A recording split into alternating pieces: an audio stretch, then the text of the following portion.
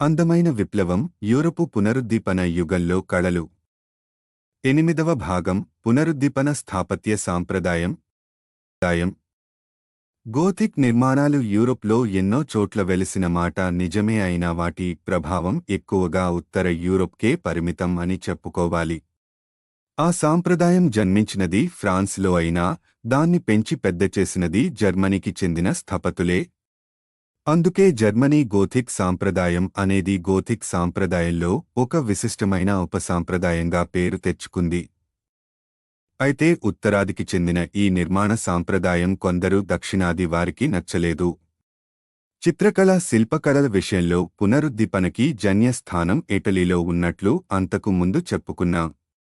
13 నుండి 16వ శతాబ్దాల నడిమి కాలంలో ఇటలీలో నెలకొన్న ప్రత్యేక రాజకీయ, వాణిజ్య వాతావరణం వల్ల అక్కడి పరిస్థితులు గొప్ప సృజనాత్మకతకి దోహదం చేశాయి. లియనార్డో డావించి, మైకెలేంజిలో మొదలైన వారు ఆ నేలలో వేళ్లుని పెరిగిన మహావృక్షాలే. అయితే పునరుద్దీపన అనేది కేవలం ఇటలీకే పరిమితం కాదని, ఉత్తర యూరోప్లో కూడా ఎన్నో చోట్ల ఇటలీతో సంబంధం లేకుండా స్వతంత్రంగా ఎన్నో రంగాల్లో గొప్ప సృజనని కనబరిచిన మేధావులు, కళాకారులు పుట్టుకొచ్చిన సంగతి కూడా అంతకు ముందు చెప్పుకున్నాం. అందుకనే చిత్రకళ విషయాలలో కూడా ఇటాలియన్ పునరుద్దీపన అని, ఉత్తరాది పునరుద్దీపన అని చారిత్రకులు వేరుచేసి వర్ణిస్తారు. స్థాపత్య రంగంలో కూడా మళ్లీ అటువంటి వేర్పాటు దృక్పథమే తలెత్తింది. పునరుద్దీపన యుగానికి చెందిన ఇటాలియన్ ద్వీకల్పంలో తమ నూతన సృజనాత్మక సంపదని లోకానికి చాటించాలని ఉవ్విళ్లూరుతున్న ఇటాలియన్ కళాకారులకి గతానికి చెందిన కళా సాంప్రదాయాలన్నీ తిరగరాసి భావి ప్రపంచానికి తగిన నూతన కళా సృష్టి చెయ్యాలని తహతహపడుతున్న ఇటాలియన్ కళాకారులకి ఉత్తరాదిలో గొప్ప స్థాపత్య కళగా చలామణి అవుతున్న గోథిక్ సాంప్రదాయం అంతగా రుచించలేదు. వాళ్ల కళ్లకి అతుల్యమైన ప్రాచీన రోమన్, గ్రీకు నిర్మాణ సాంప్రదాయాలకి ఈ కొత్త గోథిక్ సాంప్రదాయం ఒక వెక్కిరింతలా తోచింది. ప్రాచీన రోమన్లు ఎప్పుడూ తమ ఇరుగు పొరుగు రాజ్యాలకి చెందిన సంస్కృతులన్నీ తమకన్నా తక్కువ స్థాయి సంస్కృతులుగానే భావించేవారు. పొరుగు జాతులని అనాగరికులు, బార్బెరియన్స్ అని పిలిచేవారు. ప్రాచీన రోమన్లకి వారసులైన పునరుద్దీపన యుగపు ఇటాలియన్ల దృక్పథం కూడా అదే విధంగా ఉండేది. ఉత్తరాదిలో ప్రసిద్ధి పొందిన స్థాపత్య కళకి అక్కసు కొద్దీ గోథిక్ సాంప్రదాయం అని పేరు పెట్టారు. ప్రాచీన రోమన్ సామ్రాజ్యం మీద పదే పదే దండయాత్రలు చేసి రోమన్ నగరాలని ధ్వంసం చేసిన ముష్కర జాతివారు గోథ్లు అని రోమన్ చరిత్ర చెబుతుంది. ఇటాలియన్ల అంచనా ఎలా ఉన్నా మధ్యయుగపు యూరోప్లో స్థాపత్య రంగంలో వచ్చిన ఒక గొప్ప ప్రముఖ పరిణామంగా గోథిక్ సాంప్రదాయం చరిత్రలో స్థిరంగా నిలిచింది. ఉత్తరాది యూరోప్లో గోథిక్ సాంప్రదాయం చేసిన సవాలుకి బదులుగా కాబోలు ఇటలీలో స్థాపత్య రంగంలో కొత్త పరిణతులు అంకురించడం మొదలెట్టాయి. అయితే ఇటాలియన్ స్థపతులకి స్ఫూర్తినిచ్చింది ఉత్తరాది నిర్మాణాలు కావు. వారు ఇంకా ప్రాచీన గతంలోకి తొంగిచూసి ప్రాచీన గ్రీకు, రోమన్ నిర్మాణాల నుండి, సాహిత్యం నుండి స్ఫూర్తిగొనాలని సంకల్పించారు. లాటిన్ కవులైన సిసిరో, వర్జిల్ వంటి వారి కావ్యాలని, గ్రీకు తాత్వికులైన ప్లేటో, అరిస్టాటిల్ వంటి వారి రచనలని పునరుద్దీపన కాలపు మేధావి వర్గం ఎగబడి చదివేవారు. అంతకు ముందు మధ్య యుగపు పండితులు కూడా ప్రాచీన గ్రీకు, రోమన్ కావ్యాలని తిరగేకపోలేదు. అయితే మధ్య యుగంలో బాగా పాతుకుపోయిన క్రైస్తవ తత్వాన్ని ఆ ప్రాచీన రచయితల భావాలు ఎంతవరకు సమర్థిస్తాయి అన్న దానిమీదనే వారి దృష్టంతా ఉండేది. అయితే కొత్తగా వచ్చిన పునరుద్దీపన కాలపు మేధావుల దృక్కోణం వేరు. క్రైస్తవ మతంతో సంబంధం లేకుండా ఆ ప్రాచీన కవులు అసలు ఏం చెప్తున్నారో లోతుగా అర్థం చేసుకోవడం మీదనే వారి ధ్యాసంతా ఉండేది. అయితే పునరుద్దీపన మేధావులు ప్రాచీన కవుల భావాలని గుడ్డిగా నమ్మమనలేదు. 14వ శతాబ్దంలో ఫ్లోరెన్స్ నగరంలో జీవించిన పెట్రార్క్ అనే ఇటాలియన్ కవి ఒక పక్క గ్రీకు, రోమన్ కావ్యాల అధ్యయనాన్ని కొనియాడుతూనే మరోపక్క ఆ పుస్తకాల్లో ఉన్న దాన్ని గుడ్డిగా నమ్మకం ఎవరికి వారు వారి స్వీయ అనుభవాల మీదనే ఆధారపడాలని వారించేవాడు. పునరుద్దీపన మేధావుల ఈ కొత్త ఆలోచనా విధానానికి నిదర్శనంగా పెట్రార్క్ జీవితం నుండి ఒక సన్నివేశాన్ని పేర్కొంటారు. దక్షిణ ఫ్రాన్స్లో ప్రొవోన్స్ అనే ప్రాంతంలో వెంటో అనే పర్వతం ఉంది. 1336లో ఏప్రిల్ 26 నాడు పెట్రార్క్ కవి తన సోదరుడు గెరార్డోని మరి ఇద్దరు పనివాళ్లని వెంటబెట్టుకుని ఆ పర్వతాన్ని ఆరోహించాడు. ఎక్కినవాడు ఊరుకోకుండా ఆ ప్రయాణం గురించి వివరంగా శ్రేష్ఠమైన లాటిన్ శైలిలో దాన్ని గ్రంథస్థం చేశాడు. మలుసిన్ అనే గ్రామం నుండి ఆరోహణ మొదలయ్యింది. సోదరుడు గెరార్డో ఒక ఇరుకైన ప్రమాదకరమైన మార్గం వెంట ముందుకు పోతుంటే పెట్రార్క్ మరింత సులభ మార్గం కోసం గాలిస్తూ ముందుకు సాగాడు. కొంత సమయం తరువాత ఇద్దరూ కలిస్ ఫైలోలస్ అనే శిఖరాన్ని చేరుకున్నారు. అలసటతో అక్కడే కాసేపు చతికలబడ్డారు. పెట్రార్క్ని అక్కడి ప్రశాంత వాతావరణం ఎంతో ఆకట్టుకుంది. మనసు తన గత జీవితం మీదకి పోయింది. గత 10 ఏళ్లుగా లారా అనే కన్య మీద పనసుపడి ఎంతగా జీవితాన్ని వృధా చేసుకున్నది ఆలోచిస్తూ మనస్తాపం చెందాడు. ఆ సందర్భంలో అనుకోకుండా తనతో పాటు తెచ్చుకున్న అగస్టీన్ ముని రాసిన గ్రంథాన్ని అలవోకగా తెరిచి చదవడం మొదలెడతాడు. ఆ పుస్తకంలో ఇలా ఉంది: పర్వత శిఖరాలని, కడలి కెరటాలని, జలపాతాలని, అనంతార్ణవాలని, తారాపథాలని చూస్తూ మనుషులు మైమరచిపోతారుగాని తమ గురించి తాము తెలుసుకోవాలని మాత్రం ప్రయత్నించరు. అయితే అగస్టీన్ మాటలతో పెట్రార్క్ ఏకీభవించలేకపోయాడు. తన చుట్టూ కనిపించే కొండలు, పచ్చని బయళ్ళు, దిగువన లోయలో అల్లంత దూరంలో కనిపించే పల్లెలు ఇవన్నీ తనకెంతో ఆనందం కలిగించాయి. బాహ్య పరిసరాల పరిశీలన, అవి మనలో కలిగించే అనుభూతులు ఇవన్నీ అప్రధానం అనుకోవడం పొరబాటు. బాహ్య పరిస్థితుల పరిశీలన కన్నా అంతర్ముఖులై ఆత్మపరిశీలన మిన్నా అనే భావన కూడా సరైనది కాదు. అసలు ఆ సందర్భంలో బాహ్య పరిసరాల పరిశీలన వల్లనే తన పట్ల తనకి మరింత గాఢమైన అవగాహన కలిగింది. ఆ అనుభవం తన మీద గాఢమైన ముద్ర వేసిందని పెట్రార్క్ తదనంతరం ఒక చోట పేర్కొంటాడు. పుస్తకాలలో చదివిన విషయాలు ఎంత మహత్తరమైనవి అయినా, రాసిన కవి ఎంతటి మహనీయుడైనా సొంత పరిశీలనలని, స్వీయానుభవాన్ని నమ్ముకోవాలన్నది, దానికి మరింత ప్రాధాన్యతనివ్వాలి అన్నది పెట్రార్క్ తత్వం. ఒక విధంగా పునరుద్దీపన యుగంలో వచ్చిన ఒక సార్వత్రిక మానసిక పరిణామానికి కూడా ఆ విధానం నిర్వచనం. అంతకు ముందు మధ్య యుగంలో మనిషి ధ్యాస ప్రధానంగా దైవం, ఆధ్యాత్మిక ప్రగతి, స్వర్గప్రాప్తి, పాప పుణ్యాలు మొదలైన వాటి మీదనే ఉండేది. పునరుద్దీపన యుగంలో ఆ ధోరణి మారి బాహ్య పరిసరాల పరిశీలన మీదకి మనసు పోయింది. అలా పరిశీలించి శోధించే తత్వంలో నుండే తదనంతరం ఆధునిక వైజ్ఞానిక విప్లవం మొదలయ్యిందని చెప్పుకోవచ్చు. పునరుద్దీపన యుగంలో ఆధ్యాత్మికత నుండి మరలిన దృష్టి విశ్వం మీదకి, మనిషి మీదకి మరలింది. జీవితం పట్ల దృక్పథంలో సమూలమైన మార్పు వచ్చింది. మధ్య యుగంలో జీవన పరమార్థం స్వర్గ ప్రాప్తి. పుణ్యం చేసిన వాళ్లు నాకాన్ని తాకితే పాపులు నరకంలో అల్లాడుతారు. పునరుద్దీపన యుగపు మేధావులు విశ్వం గురించి, మనిషి గురించి, విశ్వంలో మానవుడి హోదా గురించి మరింత ఉన్నతంగా ఆలోచించడం మొదలెట్టారు. జియోవానీ పికో డెల్లా మిరాండోలా అనే ఇటాలియన్ తాత్వికుడు 1486లో రాసిన మనిషి ఉన్నతి మీద వ్యాఖ్యానంలో దేవుడు మనిషికి ప్రత్యేకమైన హోదా ప్రసాదిస్తున్నట్టుగా రాశాడు. ఆ వ్యాసంలో దైవం మనిషిని ఉద్దేశించి ఇలా అంటాడు: నీ నివాసం విషయంలో గాని, నీ రూపం విషయంలో గాని, విధుల విషయంలో గాని నీమీద ఆంక్షలు విధించడం నా అభిమతం కాదు. నీకు నచ్చిన నివాసంలో, రూపంలో నీవు జీవించవచ్చు, నీకు నచ్చిన కార్యాలని నీవు చేపట్టవచ్చు. ఈ విశ్వానికి కేంద్రంలో నిన్ను ప్రతిష్ఠిస్తున్నాను. విశ్వగతులన్నిటినీ నీవు క్షుణ్ణంగా శోధించి తెలుసుకోవచ్చు. నిరంతరం స్వర్గ ప్రాప్తి కోసం అలమటిస్తూ ఒక పాపిగా, పతితుడిగా భూమి మీద బిక్కుమంటూ బతికిన మనిషి హోదా ఇప్పుడు పునరుద్దీపన యుగంలో అమాంతం మారిపోయింది. మనిషి ఇప్పుడు స్వతంత్రుడు, తన బుద్ధి కుశలతతో ప్రపంచాన్ని పరిశీలించి దాని గురించి తెలుసుకోగలడు. తన శక్తి యుక్తులతో, సృజనతో ప్రపంచాన్ని అందంగా మార్చుకోగలడు. మానవాళికి ఇప్పుడు సాధ్యం కానిదేదీ లేదు. జియోవానీ పికో ఇంకా ఇలా రాస్తాడు, మనిషి తను కోరుకున్న దాన్ని సాధించగలడు, అనుకున్నది నిజం చేసుకోగలడు. ఉత్కృష్టత కోసం, పరిపూర్ణత కోసం మానవ చేతనలో ఒక ఆరని తపన ఉంటుందని ప్రాచీన గ్రీకులు కూడా నమ్మేవాళ్లు. దాన్ని అరటే, ఆరేట్ అని పిలిచేవారు. ప్రాచీన గ్రీకు, రోమన్ కృతులని అవపోసన పట్టిన పికో ఆ భావాలనే సమర్థిస్తూ రాశాడు. మిడిమిడి జ్ఞానం మనకి సంతృప్తి కలిగించదు. అత్యున్నత లక్ష్యాల కోసం మనం తపించాలి. అవసరమైతే మహోగ్రమైన కృషి చేసి వాటిని సాధించాలి. ఇటాలియన్ తాత్వికుడు లియాన్ బాటిస్టా ఆల్బర్టీ మనిషిని ఉద్దేశించి ఇలా అంటాడు, జంతు శరీరాల కన్నా నీ శరీరం మరింత నాజుకైనది.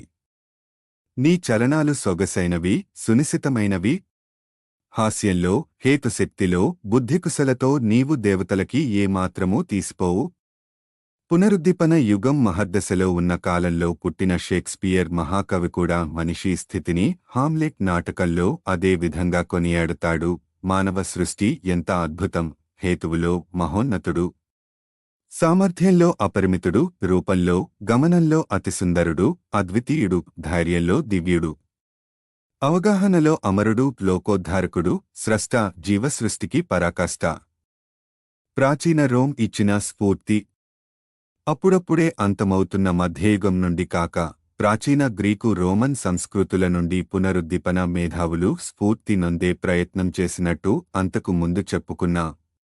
ముఖ్యంగా నిర్మాణ రంగంలో ఫ్లోరెన్స్కి చెందిన ఇటాలియన్ స్థపతులు పదే పదే చారిత్రక రోమ్ నగరాన్ని సందర్శించి అక్కడ ఇంకా మిగిలిన శిథిలాలని అధ్యయనం చేసి ఆ విధంగా ప్రాచీన రోమన్ నిర్మాణ రహస్యాలని అర్థం చేసుకోవడానికి ప్రయత్నించారు. ఆ విధంగా అప్పటి మేధావి వర్గంలో ప్రాచీన గ్రీకు, రోమన్ సంస్కృతుల గురించి ఇంకా తెలుసుకోవాలనే తపన పెరిగింది. ఆ ప్రయత్నంలో 1414లో ఒకరోజు ఫ్లోరెన్స్కి చెందిన పోజియో ప్రాచియోలిని అనే రచయితకి ఒక చర్చి గ్రంథాలయంలో ఒక పాతకాలపు వ్రాతప్రతి దొరికింది. ఆరా తీయగా దాని రచయిత ప్రాచీన రోమ్కి చెందిన విట్రూవియస్ అనే సైనిక ఇంజనీరు అని తెలిసింది. ఈ విట్రూవియస్ పూర్తి పేరు మార్కస్ విట్రూవియస్ పోలియో. ఇతడు రమారమి క్రీపు 80 నుండి క్రీస 15 మధ్య జీవించినవాడని అంచనా. ఇతడు జూలియస్ సీజర్ సైనిక దళంలో సైనిక ఇంజనీరుగా పనిచేసేవాడని చారిత్రకులు నిర్ణయిస్తారు. ఇతగాడు స్థాపత్య కళమీద ఏకంగా ఒక గ్రంథమాలికే రాశాడు. 10 పుస్తకాల సమాహారమైన ఆ గ్రంథమాలిక పేరు డే ఆర్కిటెక్చరా. డి ఆర్కిటెక్చురా అనే లాటిన మాటలకి అర్థం స్థాపత్య కళ. దీన్నే వ్యావహారికంగా 10 బుక్స్ ఓన్ ఆర్కిటెక్చర్ అంటే స్థాపత్య కళ మీద 10 పుస్తకాలుగా వ్యవహరిస్తారు. అంటే ఆ పుస్తకం పునరుద్దీపన కాలానికి ఇంచుమించు 1500 ఏళ్ల క్రితం రాయబడిందన్నమాట. ముద్రణ యంత్రాలు లేని ఆ పాత రోజుల్లో పై తరాల గ్రంథాలని తరతరాలుగా చేతి వ్రాతతో ప్రతులు చేసి కింది తరాలకి చేరవేస్తూ ఉండేవారు. ఆ విధంగా 1.5 సహస్రాబ్ద కాలపు వారడిని దాటి ఆ పుస్తకం అలనాటి రోమన్ సంస్కృతికి వారధిగా నిలిచింది. స్థాపత్య రంగానికే కాక తతిమ ఎన్నో రంగాలకి చెందిన పునరుద్దీపన మేధావులని కొత్తగా దొరికిన స్థాపత్య కళ మీద 10 పుస్తకాలు గాఢంగా ఆకట్టుకున్నాయి. 15వ శతాబ్దం అంతా ఆ పుస్తకం లోతుగా చర్చించబడింది. దానిమీద భాష్యాలు రాశారు. భావాలని సరళీకరించడానికి బొమ్మలు వేశారు. విట్రూవియస్ స్థాపత్య కళని 3 విభాగాలుగా విభజిస్తాడు. మొదటిది భవనాల నిర్మాణం, రెండవది సౌర గడియారాలు, నీటి గడియారాలు మొదలైన గడియారాల నిర్మాణం, మూడవది యుద్ధ యంత్రాల నిర్మాణం. భవనాల నిర్మాణంలో మళ్లీ సార్వజనిక భవనాలు, వ్యక్తిగత భవనాలు అని 2 రకాలు. సార్వజనిక భవనాల విభాగంలో నగరాల నిర్మాణం తదితర అంశాల ప్రస్తావన వస్తుంది. శత్రు దుర్భేద్యమైన ప్రాకారాలు ఎలా నిర్మించాలి, కోటని కాపాడే బురుజులు ఎలా నిర్మించాలి, విపణివీధులు, స్నానశాలలు, రంగస్థలాలు ఎలా నిర్మించాలి, రాదార్ల మీద రాళ్లెలా పొదగాలి మొదలైన ఎన్నో అంశాలు ఈ పుస్తకంలో చర్చించబడతాయి. విట్రూవియస్ భావాల మీద తనకన్నా పూర్వుడైన గ్రీకు తాత్వికుడు ప్లేటో ప్రభావం ఉన్నట్టు చారిత్రకులు గమనిస్తారు. క్రీపు 4వ లేక 5వ శతాబ్దానికి చెందిన ప్లేటో మనకి అత్యంత ప్రాచీనుడు కావచ్చుగాని విట్రూవియస్కి కాస్తో కూస్తో అర్వాచీనుడే. ప్లేటో చింతన ప్రకారం మన చుట్టూ కనిపించే భౌతిక ప్రపంచానికి వెనుక పరిపూర్ణమైన, సుందరమైన ఆకృతులతో కూడున్న ఒక ఆదర్శ ప్రపంచం ఉంటుంది. మనం రోజూ అనుభూతి చెందిన ప్రపంచం అనిత్యమై, నిరంతర మార్పుతో కూడుకుని ఉంటే, నేపథ్యంలో ఉండే ఆ అదృశ్య ప్రపంచం నిత్యమై, నిఖిలమై మారని శోభతో వెలుగొందుతూ ఉంటుంది. ఆ అనస్వర జగత్తులో ఉండే మూలరూపాలే మనం చూసే నస్వర జగతిలో పలు ప్రతిరూపాలుగా అభివ్యక్తం అవుతూ ఉంటాయి. ఉదాహరణకి కుర్చీ అనే వస్తువునే తీసుకుందాం. ఎత్తులో, పొడవులో, సౌకర్యంలో, అలంకారంలో ఎంతో వైవిధ్యం గల ఎన్నో కుర్చీలని మనం చూస్తుంటాం. కాని అన్నిట్లో కొన్ని సామాన్య లక్షణాలు ఉంటాయి. 4 కాళ్లు ఉంటాయి, కూర్చోవడానికి నేలకి సమాంతరమైన ఒక వేదిక ఉంటుంది, ఆనుకోవడానికి నేలకి లంబంగా ఉండే ఒక తలం ఉంటుంది. ఏ కుర్చీ అయినా ఈ మూలాకృతి నుండి ఊడిపడ్డ ప్రత్యేక రూపమే అవుతుంది. ఇలాంటి మూలాకృతులని ప్లేటో ఆర్కిటైప్ అంటాడు. ఇలాంటి పరిపూర్ణ మూలాకృతులతో కూడుకున్న ప్రపంచాన్ని జ్యామితికి, జియోమెట్రీ సంబంధించిన నియమాలు శాసిస్తాయి అంటాడు. గ్రీకు తాత్వికులకి జ్యామితి అంటే వల్లమాలిన అభిమానం. జ్యామితి సూత్రాలని అనుసరించి భగవంతుడు ప్రపంచాన్ని మలచాడన్న భావన పాశ్చాత్య తత్వంలో పదే పదే మనకి ఎదురవుతుంది. మూలాకృతులన్నీ సరళరేఖలు, వృత్తాలు మొదలైన చక్కని జ్యామితిక, జియోమెట్రిక్ రూపాలతో నిర్మితమవుతాయని ప్లేటో అంటాడు.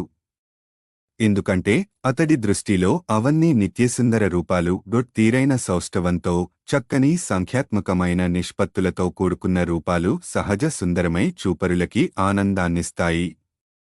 ఈ భావాలని లోతుగా అర్థం చేసుకున్న విట్రూవియస్ వాటిని స్థాపత్య రంగంలో, నిర్మాణ విధానాలలో ఎలా పొందుపరచాలో వివరిస్తాడు.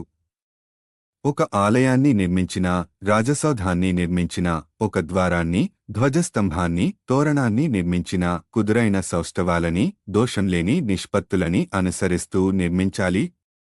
అప్పుడే మూలాకృతులకి ఉండే సతానత్వ లక్షణం వాటిని వ్యక్తం చేసే పార్థివ రూపాలకి కూడా అబ్బుతుంది. ఆ విధంగా నిర్మించబడ్డ కట్టడాలు కలకాలం రాజిల్లుతాయి. తీరైన సౌష్ఠవాలు, ఖచ్చితమైన నిష్పత్తులు కేవలం భవనాలకే కాదు, మానవ శరీరానికి కూడా వర్తిస్తాయంటాడు విట్రూవియస్. చక్కని సౌష్ఠవం గలిగి, సరైన నిష్పత్తి గల అంగాంగాల విన్యాసం గల శరీరం అందంగా కనిపిస్తుంది. ఈ విషయం గురించి విట్రూవియస్ వర్ణన ఇలా సాగుతుంది. మానవ శరీరానికి నాభి సహజ కేంద్రం అవుతుంది. ఒక మనిషి నేలమీద చేతులు, కాళ్లు చాచి వెల్లకిలా పడుకున్నప్పుడు తన నాభి కేంద్రంగా తీసుకుని గీసిన వృత్తం యొక్క పరిధిని చేతులు, కాళ్లు తాకుతాయి. వృత్తం విషయంలోనే కాక మానవ శరీరాన్ని ఒక చదరంలో ఇమిడ్చినా కూడా ఈ సూత్రమే వర్తిస్తుంది.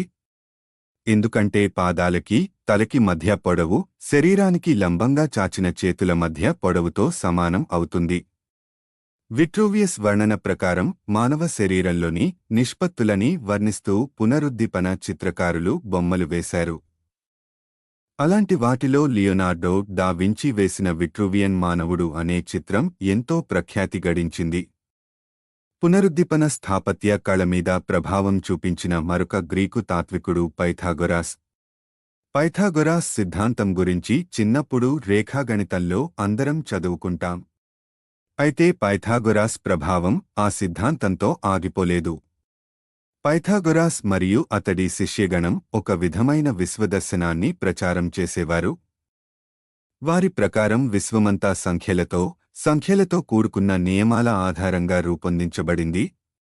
అందుకే ప్రకృతిలో ఎన్నో సహజ రాశుల మధ్య ఆశ్చర్యకరమైన సంఖ్యాత్మక సంబంధాలు ద్యోతకమవుతూ ఉంటాయి. కొన్ని సంఖ్యాత్మ సంబంధాలు అందంగా, ఆనందదాయకంగా ఉంటాయి. అందుకే స్వరాలలో కూడా కింది షడ్జమానికి, స్వరం పై షడ్జమానికి మధ్య 1:2 నిష్పత్తి ఉంటుంది. అదే విధంగా తక్కిన స్వరాల మధ్య కూడా చాలా నిర్దిష్టమైన గణిత నిష్పత్తులు ఉంటాయి. నిష్పత్తిలో దోషం వస్తే అనుభూతిలో రసాభాస అవుతుంది. తీగల కదలికలో జామితి ఝంకారం, గోళాల గమనంలో పలికే సంగీతం అంటాడు పైథాగొరాస్. ఎత్తులో పొడవులో ఖచ్చితమైన నిష్పత్తులు ఉన్నప్పుడే నిర్మాణాలు కూడా సుందరంగా శాశ్వతంగా అలరారుతాయి. అలాంటి నిష్పత్తులలో ఒకదాన్ని బంగారు నిష్పత్తి, గోల్డెన్ రేషియో అంటారు. దాన్ని ఫీ అనే గ్రీకు అక్షరంతో సూచిస్తారు. దాని విలువ భవనాల ఎత్తు పొడవు ఈ నిష్పత్తిలో ఉంటే అందంగా ఉంటుందని ఒక వాదం ఉంది. పాశ్చాత్య స్థపతులు తమ నిర్మాణాలలో ఇలాంటి నిష్పత్తులని రహస్యంగా చొప్పించినట్టు ఎన్నో దాఖలాలు ఉన్నాయి. పాశ్చాత్య రోమన్, గ్రీకు సంస్కృతుల నుండి ఇలాంటి ప్రభావాలని పుణికి పుచ్చుకున్న పునరుద్దీపన కాలపు స్థపతులు తమ సృష్టిలో కూడా ఈ భావనలని అనేక విధాలుగా వ్యక్తం చేస్తూ వచ్చారు. ముఖ్యంగా వృత్తాన్ని, చదరాన్ని భవనాల నమూనాలలో విరివిగా వినియోగించారు. ఇటలీలో మిలాన్ నగరంలో జీవించిన ఆంటోనియో అవర్లినో అనే స్థపతి 1460లలో ఒక ఆదర్శవంతమైన నగరం యొక్క రూపకల్పన చేశాడు. స్ఫోర్జా అనే రాజు మద్దతు మీద చేసిన రూపకల్పన గనుక ఆ ఆదర్శ నగరానికి స్ఫోర్జింద్ అని పేరు పెట్టాడు. ఆ పథకం ప్రకారం కట్టిన నగరం అష్టభుజి, ఓక్టగన్ ఆకారంలో ఉంటుంది. దాని కేంద్రంలో ఉండే 8 వీధుల కూడలి నుండి 8 బాటలు ఊరి పరిధి వరకు విస్తరిస్తుంటాయి. ఆ రూపకల్పన జరిగిన కాలంలో నెలకొన్న రాజకీయ పరిస్థితుల వల్ల అలాంటి నగరం నిర్మించబడకపోయినా కాలాంతరంలో 1593లో అలాంటి ఆదర్శనగరం నిర్మాణ భాగ్యానికి నోచుకుంది. వెనీస్ నగరాకి ఉత్తర, తూర్పు దిశలో పాల్మానోవా అనే నగరం నిర్మించబడింది. ఆ నగరంలో అవర్లినో ఊహించినట్టుగానే కేంద్రంలో ఉన్న కూడలి నుండి పలు దిశల్లో ముఖ్య వీధులు పువ్వులో రేకుల్లా విస్తరిస్తుంటాయి. అయితే పాల్మానోవాలో 8కి బదులు 9 ముఖ్య వీధులు ఉంటాయి. బ్రూనెలెస్కీ సాధించిన విజయాలు. స్థాపత్య రంగంలో ప్రాచీన రోమన్ల నుండి గ్రీకుల నుండి నేర్చిన ఈ కొత్త పాఠాలని బాగా ఆకళింపు చేసుకుని చారిత్రకమైన పునరుద్దీపన నిర్మాణాలు సృష్టించినవాడు ఫిలిప్పో బ్రూనెలెస్కీ. క్రీస 1377లో ఫ్లోరెన్స్లో జన్మించిన ఇతడు పునరుద్దీపన యుగానికి చెందిన స్థపతులు అందరిలోకి ప్రముఖుడు అన్న పేరు తెచ్చుకున్నాడు. అయితే వృత్తి రీత్యా ఇతడు స్థపతి కాడు. లోహకారుడిగా తన వృత్తి జీవనాన్ని ఆరంభించాడు.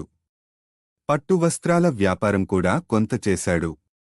1400లో ఫ్లోరెన్స్లో కొన్నేళ్లపాటు ప్రబలిన ప్లేగు వ్యాధి సద్దుమణిగింది. ఆ శుభ సందర్భంలో ఆ నగరంలో సెయింట్ జాన్ గౌరవార్థం నిర్మించబడ్డ ఒక సౌధానికి కంచుద్వారాలు ఏర్పాటు చెయ్యాలని ఊరి పెద్దలు నిర్ణయించారు. ఆ విషయం మీద ఒక పోటీ కూడా నిర్వహించారు.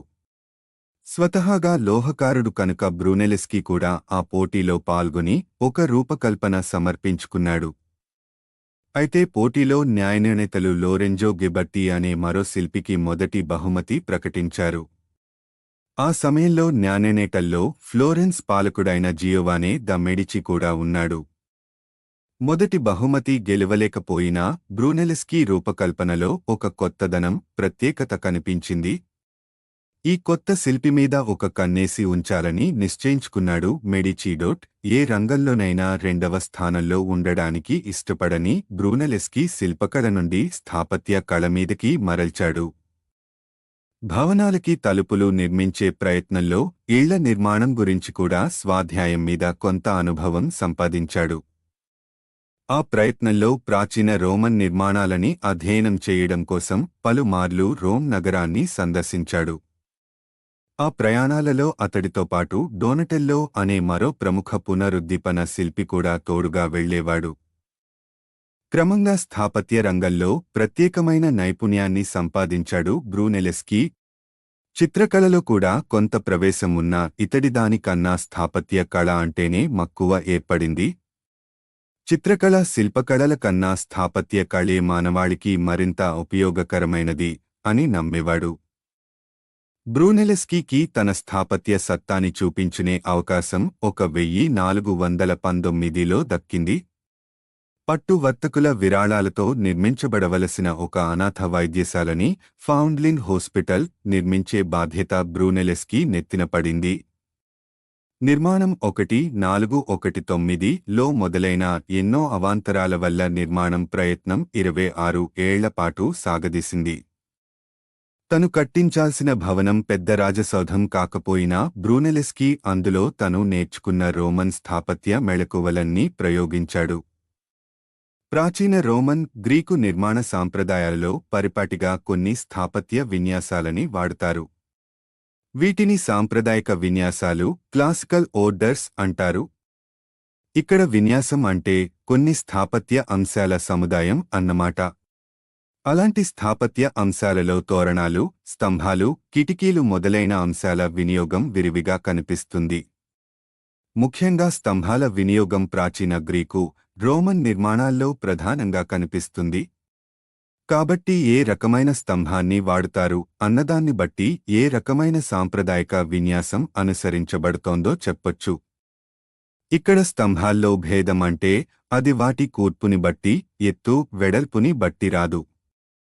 అది వాటి రూపురేఖల బట్టి, వాటిమీద నగిషీని బట్టి వస్తుంది. ముందు వచ్చిన ప్రాచీన గ్రీకు విన్యాసాలలో 3 రకాలు ఉన్నాయి.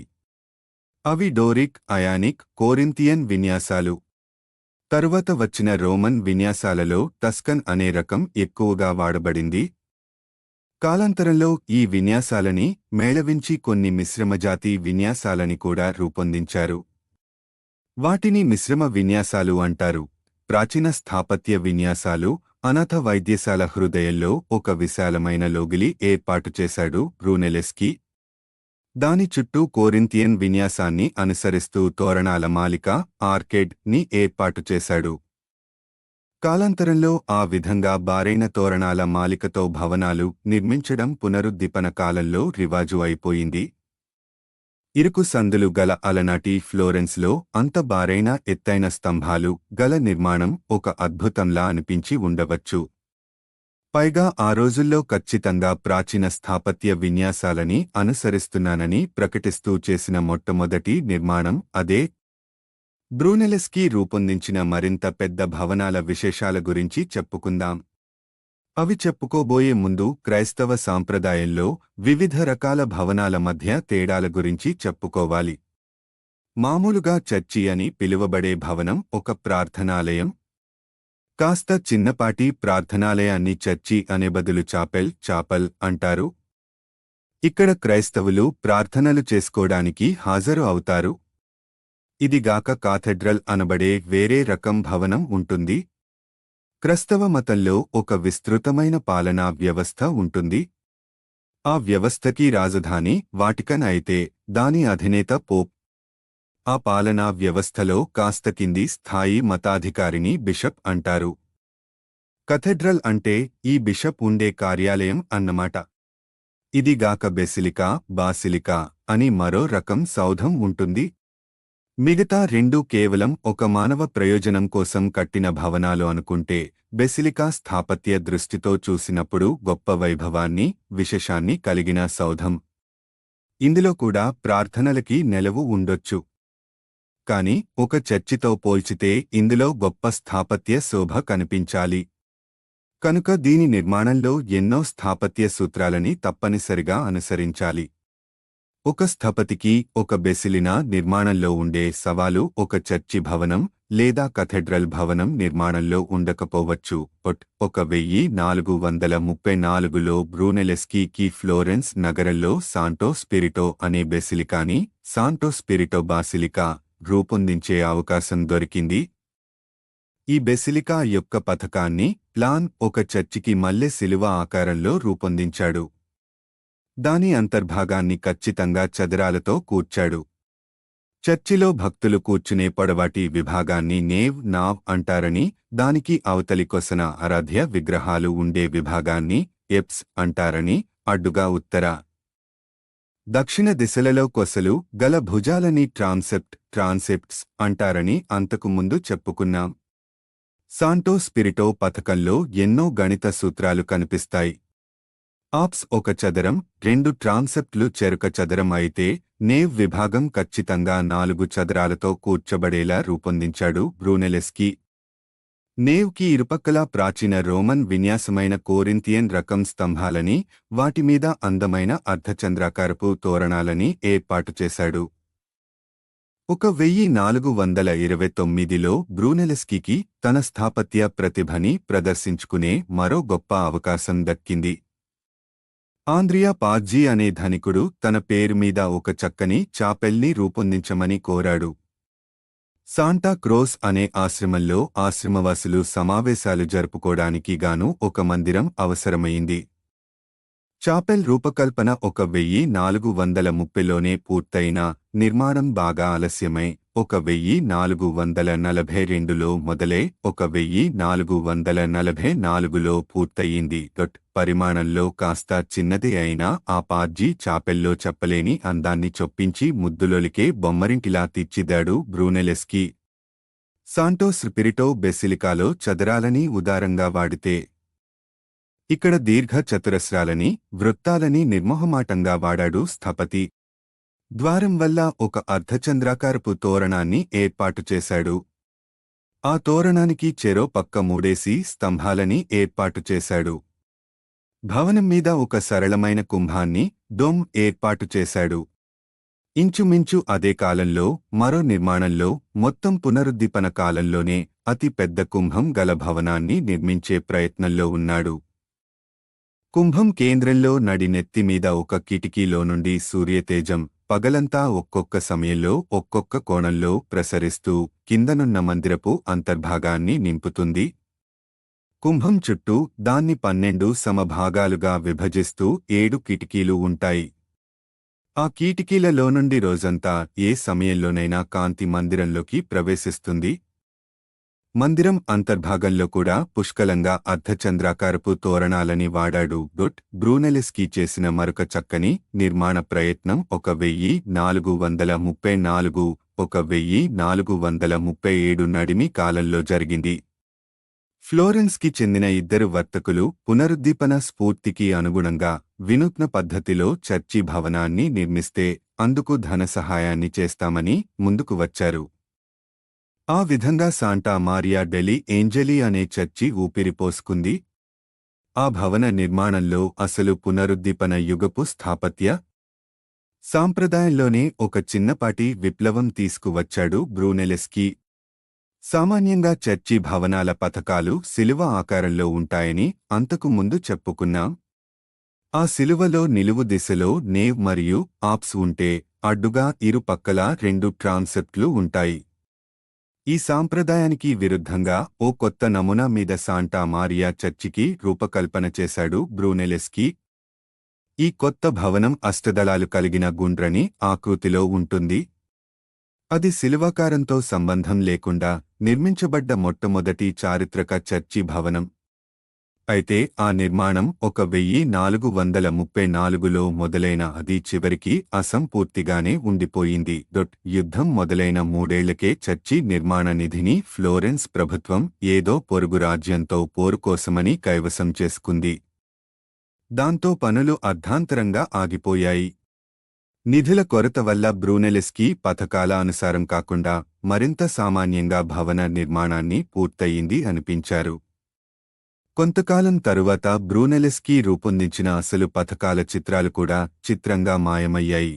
సుమారు అర్ధ శతాబ్దం తరువాత లియాన్ బాటిస్టా ఆల్బర్టీ అనే మరో ఇటాలియన్ స్థాపత్య కళాకారుడు పోయిన బ్రూనెల్స్కీ పథకాలని చేజిక్కించుకుని వాటిని విపులంగా చర్చిస్తూ 1485లో ఒక పుస్తకంలో ప్రస్తావించాడు. ప్రప్రథమ పునరుద్దీపన చర్చి పథకం అంటూ ఆ పథకాన్ని ప్రశంసించాడు. 1490లో లియోనార్డో డా వించి ఫ్లోరెన్స్ని సందర్శించినప్పుడు బ్రూనెల్స్కీ చర్చి పథకాలని చూసి విస్మయం చెందాడు. తాను కూడా ఆ రకమైన అష్టదళాలు గల భవనాల నమూనాలు ఊహించి తన నోట్స్ పుస్తకాలలో చిత్రించుకున్నాడు. ఆ విధంగా అష్టదళాలు గల చర్చి నిర్మాణానికి సంబంధించిన ఊహలు పలు స్థపతుల మనోభూమికల మీద 1 శతాబ్దం పాటు నాట్యాలాడాయి. రోమ్ నగరంలోని ప్రతిష్ఠాత్మక సెయింట్ పీటర్ బెసిలికాకి అష్టదళ నమూనాలో ఒక పథకాన్ని సమర్పించాడు మహాశిల్పి మైకెలేంజిలో. కాలాంతరంలో ఆ నమూనాకి కార్లో మాడెర్నో మరియు జియాన్ బెర్నీని అనే ఇటాలియన్ స్థపతులు మరిన్ని సవరణలు చేశారు. ఎన్ని చేతులు మారినా చివరికి శతాబ్ద కాలం తరువాత సెయింట్ పీటర్ బెసిలికా అష్టదళ నమూనాలోనే నిర్మించబడింది. నేడు వాటికన్ నగరంలో వైభవోపేతమైన సెయింట్ పీటర్స్ బెసిలికాలో ఆప్స్ ఉన్న భాగం అష్టదళ నమూనాలో నిర్మించబడిందని స్పష్టంగా గుర్తించొచ్చు. బ్రూనెలెస్కీ చేసిన నిర్మాణాలలోకెల్లా అత్యద్భుతమైన నిర్మాణం, అసలు పునరుద్దీపన యుగపు నిర్మాణాలకే తలమానికం అనుకునే నిర్మాణం మరొకటి ఉంది. ఫ్లోరెన్స్ నగరానికి చెందిన సాంటా మారియా డెల్ ఫియోరే కథెడ్రల్కి Santa Maria del Fiore cathedral కుంభాన్ని డొమ్ నిర్మించే కార్యాన్ని నెత్తినవేసుకున్నాడు. ఫ్లోరెన్స్ నగరానికి కథెడ్రల్ అయిన సాంటా మారియా డెల్ ఫియోరేకి సుదీర్ఘమైన నిర్మాణ చరిత్ర ఉంది. దాని నిర్మాణం అసలు క్రీస 1296లో మొదలయ్యింది. దాన్ని మొట్టమొదట రూపొందించిన స్థపతి పేరు ఆర్నోల్ఫో డి కాంబియో. డి కాంబియో మరణానంతరం నిర్మాణ కార్యక్రమం 50 ఏళ్ల పాటు నిలిచిపోయింది. 1330 తరువాత పునరుద్దీపన యుగపు చిత్రకారులలో పూర్వగామి అయిన జాటో డి బోండోనే దానికి గంట స్తంభాన్ని నిర్మించాడు. 1336లో కొందరు స్థపతులు ఒక సదస్సుగా ఏర్పడి కథెడ్రల్ నిర్మాణ వ్యవహారాల గురించి లోతుగా చర్చించారు. ఇన్ని దశాబ్దాలుగా ఆలస్యమైన నిర్మాణపు పనులని ఇక ముమ్మరంగా సాగనివ్వాలని తీర్మానించారు. ఆ చర్చల్లో కథెడ్రల్ పథకాలకి కొన్ని మార్పులు చేర్పులు చేశారు. అలాంటి సవరణలలో ఒక ముఖ్యమైన సవరణ తలెత్తింది. కథెడ్రల్ మీద ఒక బృహత్తరమైన కుంభాన్ని ప్రతిష్ఠించాలని స్థపతుల సదస్సు సూచించింది. సౌధాల మీద కుంభాలని ఏర్పాటు చేసే ఆచారం అనాదిగా వస్తోంది. అలాంటి నిర్మాణాలు మన దేశంలో కూడా చూస్తాము. తాజ్ మహల్ మీద కనిపించే బృహత్తరమైన కుంభం మనకి బాగా సుపరిచితమైన ఒక తార్కాణం. కుంభాల నిర్మాణం ప్రాచీన గ్రీకు, రోమన్ నిర్మాణాలలో కూడా కనిపిస్తుంది. ప్రాచీన రోమ్ నగరంలో అగస్టస్ చక్రవర్తి కాలంలో క్రీపు 27, క్రీస 14 నిర్మించబడ్డ పాంథియాన్ అనబడే చారిత్రక భవనం మీద ఒక బృహత్తర కుంభం నిర్మించబడింది. విశేషం ఏమిటంటే 2000 ఏళ్ల క్రితం మొదట నిర్మించబడ్డ ఆ భవనానికి అడపాదడపా మరమ్మతులు జరుగుతూనే వచ్చాయి. ఎందరో రాజులు మారారు. ఎన్నో రాజవంశాలు నేల రాలి కొత్త వంశాలు వచ్చాయి. కాని పాంథియాన్ భవనం మాత్రం ప్రాచీన ప్రపంచానికి ఆధునిక ప్రపంచానికి మధ్య వారధిలా ఇప్పటికీ రోమ్ నగరంలో స్థిరంగా నిలిచి ఉంది. ఆ కారణం చేత రోమన్ చరిత్రలోనే కాక మొత్తం యూరోప్ చరిత్రలోనే ఒక బ్రహ్మాండమైన సౌధాన్ని నిర్మించాలంటే పాంథియాన్కి దీటైన నిర్మాణాన్ని సాధించాలన్న ప్రమాణం ఏర్పడింది. రోమ్ నగరంలో నేటి పాంథియాన్ భవనం లోపలి నుండి చూస్తున్నప్పుడు పైన కుంభం యొక్క వైశాల్యం అవగతమవుతుంది. ఇప్పుడు సాంటా మారియా కథెడ్రల్ మీద నిర్మించదలుచుకున్న కుంభం వైశాల్యం పాంథియాన్ మీది కుంభం కన్నా పెద్దది. ఫ్లోరెన్స్ స్థపతులు దుడుకుగా పెద్ద ఆలోచనతోనే బయల్దేరారుగాని దాన్ని నిర్మించగల మొనగాడెవరో ఎవరికీ అవగాహన లేదు. అలాంటి పరిస్థితుల్లో కుంభపు నిర్మాణం కోసం 1418లో ఒక పోటీ ప్రకటించబడింది. కుంభానికి ఉండాల్సిన లక్షణాలు పోటీ ప్రకటనలో ఈ విధంగా పేర్కొనబడింది. కుంభం యొక్క ఎత్తు అడుగు నుండి శిఖరం వరకు 80 మీటర్లు ఉండాలి. దాని అడుగు అష్టభుజి ఓక్టగన్ ఆకారంలో ఉండాలి. కుంభం లోపలగాని బయటగాని దాని భారాన్ని మోస్తూ బయటికి పొడుకొచ్చే దూలాల బట్రెసెస్ వంటి వికారమైన నిర్మాణాలేవీ ఉండకూడదు. కుంభం బరువు మోసే సామర్థ్యం దాని అంతరంగ నిర్మాణంలోనే ఉండాలి. శాశ్వతంగా ఉండే దూలాలని వాడకపోయినా కనీసం సున్నం, మొట్టర్ గట్టిపడ్డ వరకు అయినా నిలిచే సారువ స్కాఫోల్డింగ్ లేకుండా కుంభాన్ని నిర్మించడం అసంభవం. సారువని ఏర్పాటు చేయడం నిషిద్ధం కాకపోయినా అంత బరువైన నిర్మాణానికి సారువ నిర్మించడం కూడా అసాధ్యం అనిపించింది. ఇన్ని ఆంక్షలతో అంత పెద్ద కుంభాన్ని ఎలా నిర్మించాలో ఆ రోజుల్లో మహా స్థపతులకి కూడా అంతుచిక్కలేదు. కుంభం పోటీ ప్రకటనకి చాలా కాలం ముందు నుండే బ్రూనెలెస్కీ దృష్టి దానిమీద పడింది. దాని నిర్మాణ రహస్యాన్ని అర్థం చేసుకోవాలంటే పాంథియాన్లో దాని మూల రూపం యొక్క నిర్మాణాన్ని అర్థం చేసుకోవాలి. 1403 1404 దరిదాపుల్లో రోమ్ నగరపు నిర్మాణాలని క్షుణ్ణంగా అధ్యయనం చేయడం కోసం ఆ నగరాన్ని పలుమారులు సందర్శించాడు. ముఖ్యంగా పాంథియాన్ మీద దృష్టి కేంద్రీకరించి ఎంతో శోధన చేశాడు. కాస్త చిన్నపాటి కుంభాలు కలిగిన మినెర్వా మెడికా ఆలయం మొదలైన భవనాలని కూడా శోధించాడు. ఈ కుంభాల గోడలలో ఇటులని పేర్చి చాపాలు నిర్మించేటప్పుడు ఆ ఇటుకలని పేర్చే విధానంలో కొన్ని ప్రత్యేకమైన విన్యాసాలు ఉండడం అతడి దృష్టికి వచ్చింది. ఈ అధ్యయనాల ఫలితంగా 1417 కల్లా బ్రూనెలెస్కీ మనసులో ఫ్లోరెన్స్ కథెడ్రల్ కుంభాన్ని ఎలా నిర్మించాలి అన్న విషయం మీద స్థిరమైన అవగాహన ఏర్పడింది.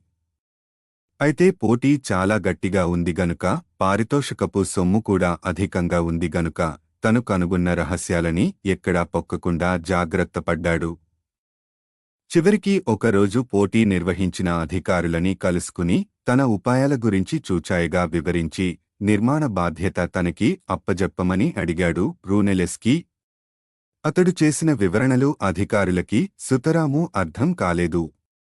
మరింత వివరంగా చెప్పమన్నారు. మరీ ఎక్కువ వివరాలు అందిస్తే తన భావాలని మరెవరైనా దొంగిలించి పోటీ గెలిచే ప్రమాదం ఉందని బ్రూనెలెస్కీకి బాగా తెలుసు. అప్పుడు బ్రూనెలెస్కీ పోటీ నిర్వహించిన స్థపతుల సదస్సుకి తానే ఒక షరతు పెట్టాడు. ఒక నునుపైన పాలరాతి బండమీద ఒక కోడి గుడ్డుని బయటి నుండి ఎలాంటి దన్ను లేకుండా ఎవరూ నిలుపగలుగుతారో వారే కుంభాన్ని నిర్మించడానికి అర్హులు అన్నాడు.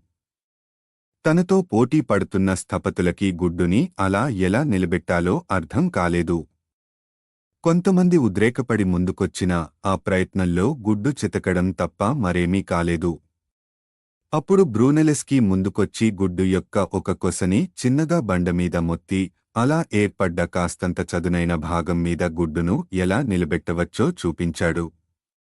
గుడ్డును కొద్దిగానే మొత్తడం వల్ల అది మొత్తం పగిలి సొన బయటికి కారలేదు.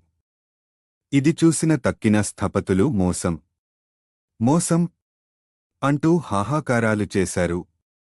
ఇందులో ఏవుంది గొప్ప? ఈ పాటి మొత్తుడు మాకు మాత్రం చాతకాదా ఏం? అంటూ దబాయించారు.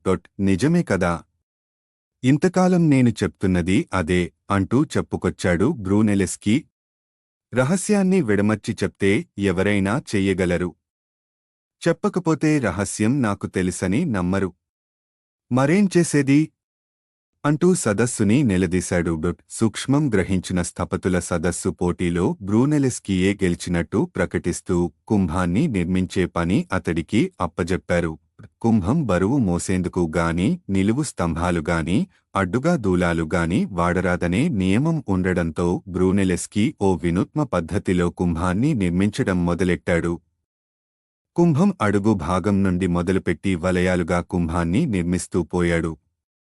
కుంభం గోడల ఎత్తు పెరుగుతున్న కొద్ది వాటి నోరు సన్నబడుతూ ఉంటుంది గనుక గోడలు లోపలికి వాలుతుంటాయి. అవి కింద పడిపోకుండా ఇనుప చట్రాలని ఏర్పాటు చేశాడు. ఇవి వడ్డాణ్ణాళ్లలా పనిచేస్తూ గోడ లోపలికి పడిపోకుండా ఆపుతాయి. దీన్ని అర్థం చేసుకోడానికి చెక్క పీపాలని గమనిద్దాం. చిత్రం. వీటి గోడలు వంపు తిరిగి ఉంటాయి గనుక నిలువు బద్దలతో నిర్మితమై ఉంటాయి కనుక లోపల ద్రవం చేసే ఒత్తిడి వల్ల బద్దలు బయటికి వంగి గోడలలో బీటలు ఏర్పడే ప్రమాదం ఉంది. దాన్ని నివారించడం కోసం పీపా చుట్టూ ఏర్పాటు చేసిన లోహపు వలయాలని వాడతారు. కుంభం లోపలి వైపు బ్రూనెలెస్కీ వాడిన ఇనుప చట్రాలు కూడా కొంచెం అదే విధంగా పనిచేస్తాయి. తరువాత వలయాలుగా ఏర్పడే చట్రాలు నేలకి సమాంతరంగా ఉంటే నిలువ ఉండే మరో రకం చట్రాలు కూడా ఏర్పాటు చేశాడు. ఆ నిలువు అడ్డు చట్రాలు కలిసి శరీరాన్ని అస్థిపంజరం దృఢంగా ఉంచినట్టు కుంభం యొక్క ఆకారాన్ని దృఢంగా నిలిపాయి.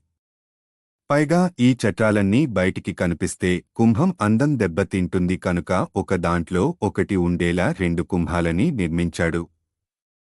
ఈ రోజుల్లో చూరి కింద పాకే ఏడొట్సి తీగలు కంటికి కనిపించకుండా ఫాల్స్ సీలింగ్, నకిలీ చూరు ఏర్పాటు చెయ్యడం మనందరికీ తెలిసినదే.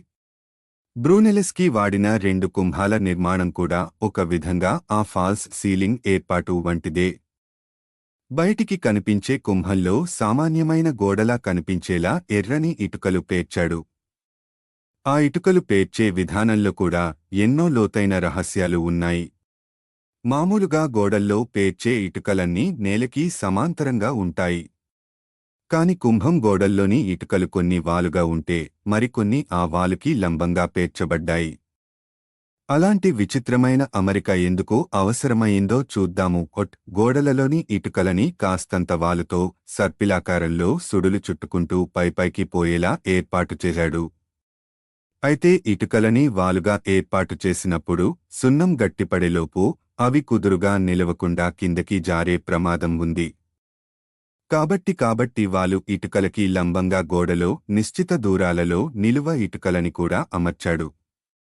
నిలువ ఇటుకలు వాలు ఇటుకలని జారకుండా ఆపుతాయి. అదే విధంగా వాలు ఇటుకలు కూడా నిలువ ఇటుకలని కింద పడకుండా నిలుపుతాయి. ఈ వాలు నిలువు ఇటుకల జటిల గడికట్టుని కింది చిత్రంలో చూడొచ్చు. కుంభ నిర్మాణంలో ఈ వినూత్న పద్ధతులు మాత్రమే కాకుండా అసలు నిర్మాణ పద్ధతుల్లోనే ఎన్నో కొత్త ఒరవడులు ప్రారంభించాడు. ఇటుకలని పైకెత్తడం కోసం ఒక క్రేన్ వంటి యంత్రాంగాన్ని రూపొందించాడు. అప్పటికి ఇంకా ఆవిరి యంత్రాలు రాలేదు కనుక వాటిని గానుగెద్దులు కదిస్తుండగా కదిలి ఇటుకలు పైకి లేచేవి. బరువులని పైనుండి కిందికి దింపాలన్నా అదే యంత్రాన్ని వాడేవారు. ఒక విధంగా అది నేటి లిఫ్ట్కి మల్లె పని చేస్తుందన్నమాట. ఆ లిఫ్ట్ పైకి కిందికి కదులుతున్నప్పుడు దాన్ని కదిలించే కూడా మామూలుగా అయితే ఒకసారి సవ్య దిశలోనూ క్లోక్వైస్, మరోసారి అపసవ్య దిశలోనూ యాంటీక్లోక్వైస్ కదలాల్సి వస్తుంది. అందుకోసం గానుగని కట్టిన ఎద్దుని కట్లు విప్పి వెనక్కు తిప్పి మళ్లీ కట్టవలసి వస్తుంది. ఈ తిప్పలన్నీ పడవలసిన అవసరం లేకుండా బ్రూనెల్స్కీ రివర్స్ గేర్ యంత్రాంగాన్ని కనిపెట్టాడు. ఎద్దు తిరిగే దిశని మార్చవలసిన పని లేకుండా లిఫ్ట్ కదిలే దిశని మార్చాలంటే ఒక మర తిప్పితే చాలు. చరిత్రలో రివర్స్ గేర్ యొక్క మొట్టమొదటి వినియోగం అదేనంటారు చారిత్రకులు. నిర్మాణ కార్యక్రమంలో పాల్గొనే శ్రామికుల శ్రేయస్ కోసం వారిని త్రాళ్లతో భవనం చుట్టూ ఉండే చట్టాలకి కట్టే ఏర్పాటు చేసేవాడు. పనివాళ్లు కాలుజారినా కిందపడి ప్రాణం మీదకి రాకుండా ఆ త్రాళ్లు ఆపుతాయి. ఆ రోజుల్లో పనివారి భద్రతా ఏర్పాట్ల విషయంలో స్థపతులు నిర్లక్ష్య వైఖరి వహించేవారు.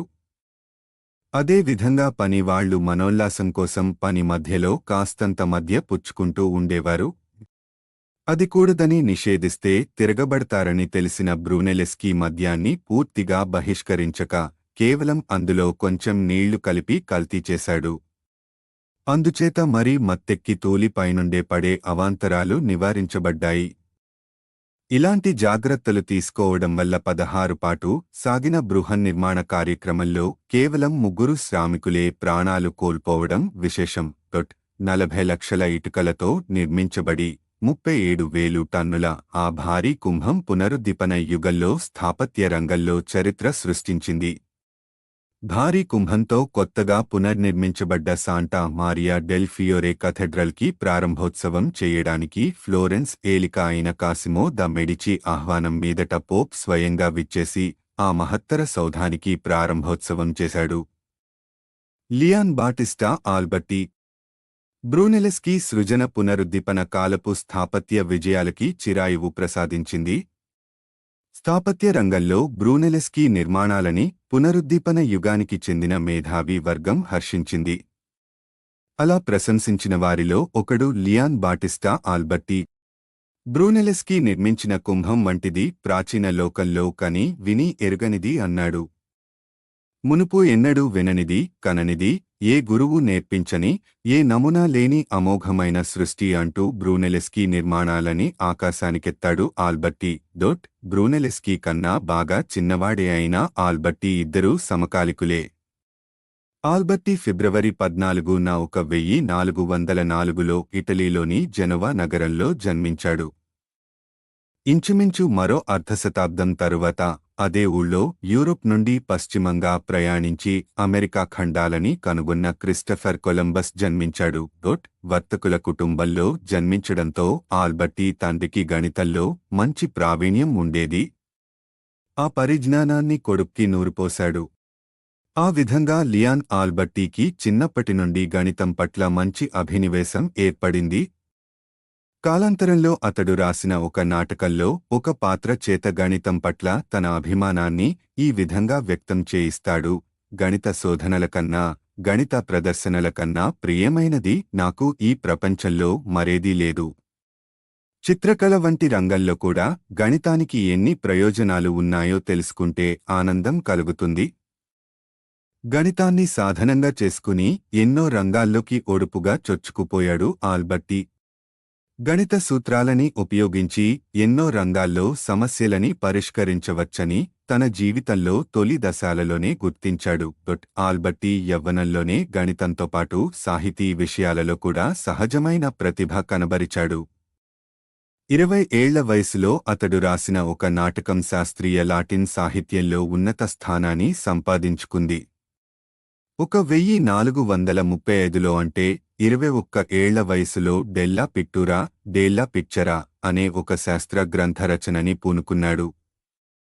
పునరుద్దీపన యుగంలో ముఖ్య రంగాలైన చిత్రకళ, శిల్పకళ, స్థాపత్యకళలో అదొక ముఖ్యమైన ప్రామాణిక గ్రంథం అని పేరు తెచ్చుకుంది. దృక్పథ చిత్రలేఖనం, పర్స్పెక్టివ్ డ్రాయింగ్ సంబంధించిన గణిత సూత్రాలని అందులో లోతుగా శోధించాడు. 1438లో ఆల్బర్టీకి స్థాపత్య రంగంలో తన ప్రతిభని ప్రదర్శించే మొట్టమొదటి అవకాశం దొరికింది. మార్చిస్ లియనెల్లో అనే ధనికుడు ఆల్బర్టీ ప్రతిభని గుర్తించి ఎంతో ప్రోత్సహించాడు. ఒక సందర్భంలో లియనెల్లో తండ్రి గౌరవార్థం అశ్వారూఢుడైన యోధుడి శిల్పం ఒకటి ప్రతిష్ఠించాలని నిశ్చయమయింది. దాంతోపాటు ఒక విజయతోరణాన్ని, ట్రయంఫల్ ఆర్చ్ నిర్మించే బాధ్యత ఆల్బర్టీ వంతయింది. 1447లో అలనాటి పోప్ అయిన పోప్ నికోలాస్ ఐదుతో లియాన్ బాటిస్టా పరిచయం పెరిగింది.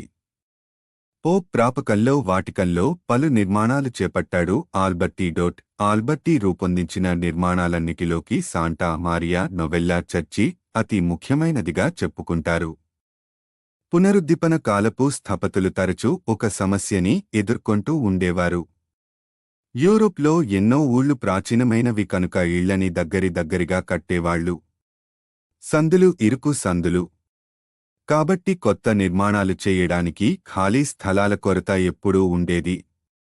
కాబట్టి ఏదైనా కొత్తగా నిర్మించాలంటే ఉన్న నిర్మాణాలకే కొత్త హంగులు కూర్చడం, నగిషీలు చేయడం వంటివి తరచూ చెయ్యాల్సి వచ్చేది. అందుకే ఒకే భవనానికి శతాబ్దాల పాటు మార్పులు చేర్పులు చేస్తూ పోయేవారు.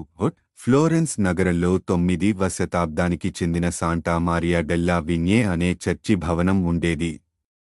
సుమారు 4 శతాబ్దాలుగా దానిమీద అడపా దడపా సవరణలు జరుగుతూ వచ్చాయి. 15వ శతాబ్దపు తొలి దశల్లో ఫ్లోరెన్స్కి చెందిన ఒక ధనికుడి అభ్యర్థన మీదట ఆల్బర్టీ ఆ భవనానికి ఓ కొత్త ముఖతలాన్ని, ఫసాడ్ రూపొందించాడు. నిర్మాణం పనులు 1448లో మొదలై 1470 వరకు సాగాయి. కొత్తగా నిర్మించబడ్డ భవనానికి సాంటా మారియా నొవెల్లా అంటే నవ్యమైనది అని అర్థం అని పేరు పెట్టారు. సాంటా మారియా నొవెల్లా భవనాన్ని, ముఖతలాన్ని రూపొందించడంలో ఆల్బర్టీకి కొన్ని లోతైన సవాళ్లు ఎదురయ్యాయి. అక్కడ ముందే ఉన్న భవనం గోథిక్ సాంప్రదాయం ప్రకారం నిర్మించబడింది. దాని కేంద్ర భాగంలో ఉన్న నేవ్ చాలా ఎత్తుగా ఉంటే, ఇరుపక్కన ఉన్న భాగాలు బాగా కిందికి ఉన్నాయి. ఇలాంటి నిర్మాణం సౌష్ఠవానికి ప్రాధాన్యత ఇచ్చే ప్రాచీన స్థాపత్య పద్ధతికి విరుద్ధం. ఇలాంటి నిర్మాణానికి ఇప్పుడు ఒక ముఖతలాన్ని రూపొందించి ప్రాచీన రోమన్ నిర్మాణాలని తలపించేలా చేయడం ఎలా? ఆ సవాలుకి స్పందనగా ఆల్బర్టీ ముఖతలం మీద ఉండే ముఖద్వారానికి ఇరుపక్కల 2 చతురస్రపు గోడలని, ముఖద్వారానికి పైన మరో చతురస్రాన్ని, దానిపైన ఒక సమద్విభుజ త్రికోణాకారపు నిర్మాణాన్ని స్థాపించి ప్రాచీనులకి ప్రియమైన జ్యామితి బద్ధమైన సౌష్ఠవాన్ని సాధించాలని చూశాడు. అలాగే ప్రాచీన రోమన్ సాంప్రదాయాన్ని తలపించేలా అర్ధచంద్రాకారపు చాపాలని, వృత్తాకారపు గవాక్షాన్ని ఏర్పాటు చేశాడు. ఇవి గాక పైనున్న చతురస్రానికి కిందన ఇరుపక్కల ఉన్న చతురస్రాలకి మధ్య సహజంగా ఏర్పడే ఖాళీలని పూరించడానికి ఒక నాజుకైన నిర్మాణాన్ని వాడాడు. స్థాపత్య శాస్త్రంలో ఇలాంటి సర్పిలాకారపు రేఖలని వల్యూట్ అంటారు. మార్చిస్ లియనెల్లో ప్రోత్సాహం మీదట స్థాపత్య శాస్త్రం మీద నిర్మాణ శాస్త్రం డే రూపాయి ఎడిఫికేటోరియా అనే పుస్తకం రాశాడు ఆల్బర్టి. ఆ గ్రంథ రచనతో అతడికి ఫ్లోరెన్స్ నగరపు విట్రూవియస్ అని పేరు వచ్చింది. పునరుద్దీపన యుగంలో స్థాపత్య రంగంలో తన పూర్వుడైన ఫిలిప్పో బ్రూనెలెస్కీకి మల్లె లియాన్ బాటిస్టా కూడా ప్రాచీన రోమన్ సాంప్రదాయాన్ని అనుసరిస్తూ బ్రూనెలెస్కీకి మేధోజన్య వారసుడు అనిపించుకున్నాడు.